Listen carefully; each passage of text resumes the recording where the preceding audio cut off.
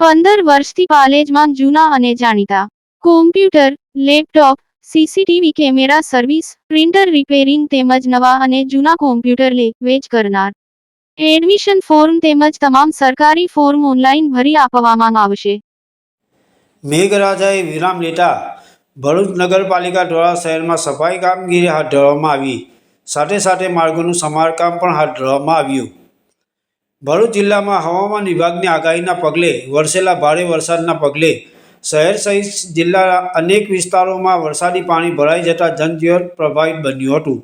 જોકે વરસાદે વિરામ લેતા ભરૂચ નગરપાલિકા દ્વારા તાત્કાલિક અસરથી શહેરમાં સફાઈ અને પુનઃસ્થાપનની કામગીરીનો ધમધમાટ શરૂ કરવામાં આવ્યો છે.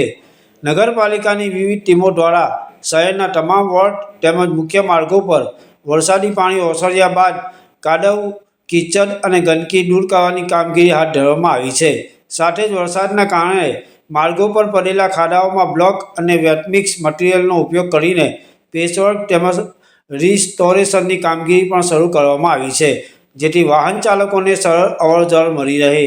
આ અંગે પાલિકાના પ્રમુખ દેવેન્દ્રસિંહ વસાવાએ જણાવ્યું હતું કે સેનિટેશન વિભાગ દ્વારા વરસાદ બાદ રોગચાળો ફેલાય નહીં તે માટે વિવિધ વિસ્તારોમાં દવાનો છંટકાવ કરવામાં આવી રહ્યો છે.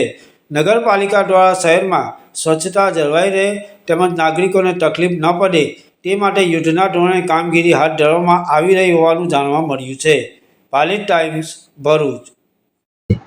નમસ્કાર.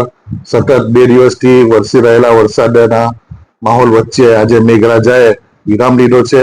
ત્યારે ભરૂચ નગરપાલિકાના કર્મચારીઓ, ભરૂચ નગરપાલિકાના પદાધિકારીઓ શ્રીઓ દ્વારા વિવિધ વોર્ડોમાં સફાઈની કામગીરી ચાલુ રહી છે, દવા છંટકાવની કામગીરી ચાલુ રહી છે. કેમ કે પ્રજાજનોને રોગચાળો ના ફેલાય તે માટે સતત વોર્ડોમાં દવા છંટકાવની કામગીરી નગરપાલિકા ટીમ કરી રહી છે.